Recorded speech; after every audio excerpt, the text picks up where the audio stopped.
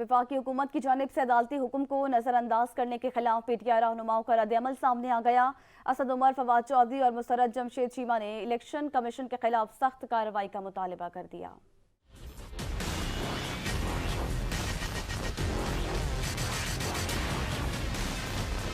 बल्दियाती election कराने के अदालती हुक्म के बावजूद शहर इक्तदार में पोलिंग स्टेशन पर मुकम्मल सन्नाटा। पीटीआई और उनके इत्तेहादी वफाकी हुकूमत पर फट पड़े। बल्दियाती इलेक्शन के मामले पर मरकजी सेक्रेटरी जनरल तहरीके इंसाफ असद उमर ने इलेक्शन कमीशन के खिलाफ सख्त कार्रवाई का मुतालबा कर दिया। अदालत के वाज़े हुक्म के बावजूद इलेक्शन कमीशन का अमला गायब हो गया। वफाकी दारुल हुकूमत के इक़दाम को पाकिस्तान की तारीख का अनोखा वाक़या करार दे दिया। हुकूमत को ललकारते हुए कहा कि हिम्मत है तो आओ मुकाबला करो।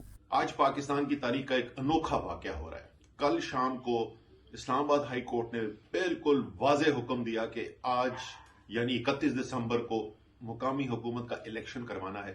सुबह से वहां पर वोटर मौजूद हैं, तहरीके इंसाफ की टीमें मौजूद हैं, इलेक्शन कमीशन गायब है। आओ मैदान के अंदर मुकाबला करो, तहरीके इंसाफ के वर्कर मौजूद हैं, वोटर मौजूद हैं, तुम्हारा इंतजार कर रहे हैं। रहनुमा पाकिस्तान तहरीके इंसाफ फवाद चौधरी ने सख्त रद्द अमल का इजहार किया। कहा कि इस्लामाबाद में अदालती अहकामात के बावजूद इलेक्शन रोक दिए गए। वोट से खौफजदा हुकूमत अपने अवाम और आइन का मजाक उड़ा रही है। रहनुमा पाकिस्तान तहरीके इंसाफ मुसर्रत जमशेद चीमा कहती हैं, मौजूदा हुक्मरानों ने कानून को मजाक बना दिया है। अदालती हुक्म की यूं खिलाफ वर्जी पर अवाम का अदालती निजाम से एतबार उठ जाएगा। तर्जुमान वज़ीर आला पंजाब फयाजुल हसन चौहान कहते हैं कि इलेक्शन कमीशन बल्दियाती इलेक्शंस कराने को तैयार नहीं।